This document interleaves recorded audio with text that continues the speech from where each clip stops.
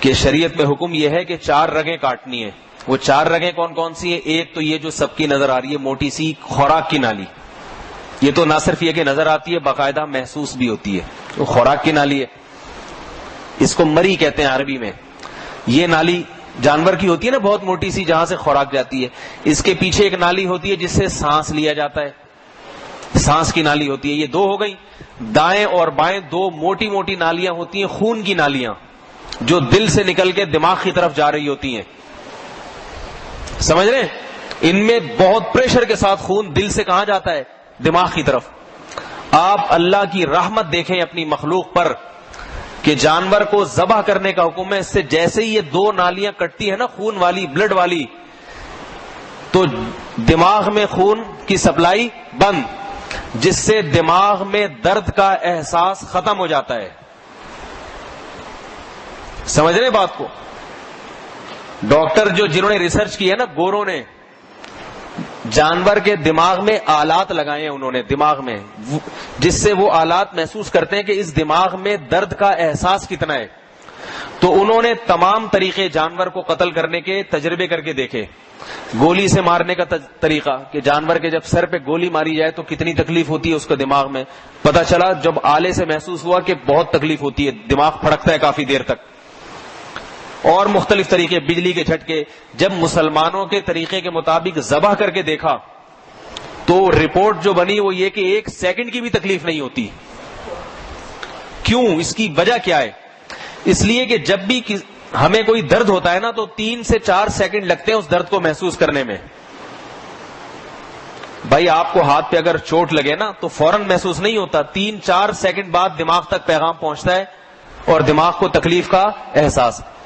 جب جانور کے گلے پہ چھری چلتی ہے نا, اگر چھری تیز ہو, جیسے کہ حدیث میں آتا ہے چھری بھی تیز ہونی چاہیے اور جلدی سے ذبح کر دو تاکہ تکلیف نہ ہو, تو اگر فوراً ہاتھ چلایا اس پہ اور ذبح کر دیا تو 3 سے 4 سیکنڈ میں جب جانور کو پیغام پہنچتا ہے نا ذبح ہونے کا, گردن کٹ رہی ہے, اس وقت اس کے دماغ میں خون پہنچنے کا راستہ, بولو بھائی, بند.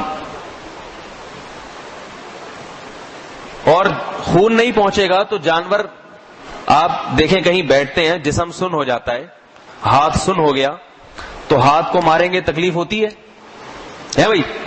نہیں ہوتی. حالانکہ بلڈ موجود ہے, خون موجود ہے, مگر خون کا دوران کم ہو گیا ہے. تو خون ہونے سے زندگی ہے. جیسے ہی 4 رگیں کاٹ ڈالی تو جانور کا جو دماغ ہے وہ اس طرح ورکنگ نہیں کرتا جس طرح پہلے کر رہا ہے, لہذا اس کو کٹنے کا بھی احساس نہیں ہوتا. اور وہ جو جسم تڑپتا ہے نا اس تڑپنے کی دماغ کو تکلیف نہیں ہوتی. اور عجیب بات یہ کہ شریعت نے کہا 4 رگوں کے بعد مزید نہ کاٹو. یہ جو پیچھے گردن ہے نا, اس میں اعصابی رگیں ہیں. ہمارے دماغ میں پیچھے کی جانب جو دماغ کا ایک ایسا حصہ ہے جس کو ریفلیکٹ ایکشن کہتے ہیں, فوراً وہ لاشعوری حرکت جسے کہتے ہیں. دیکھو آپ سو رہے ہو, سوتے ہوئے کوئی آپ کے ہاتھ پہ استری لا کے رکھ دے, لاشعوری طور پر آپ اپنا ہاتھ خود ہی کھینچ لیں گے, حالانکہ آپ کو پتا بھی نہیں چلے گا.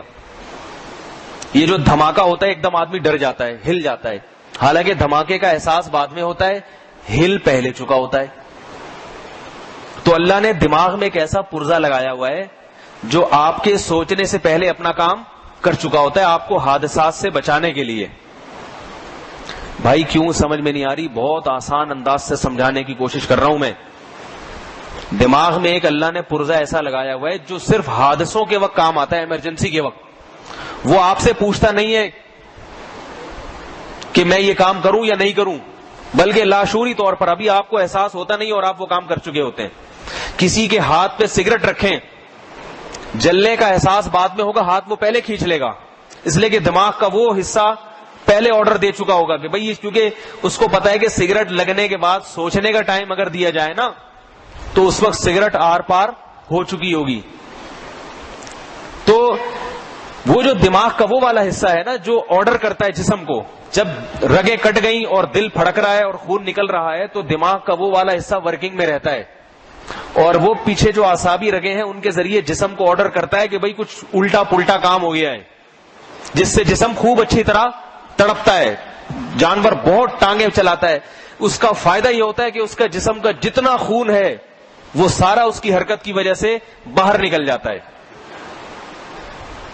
بھائی کیوں نہیں سمجھ میں آ رہی؟ اتنی آسان بات.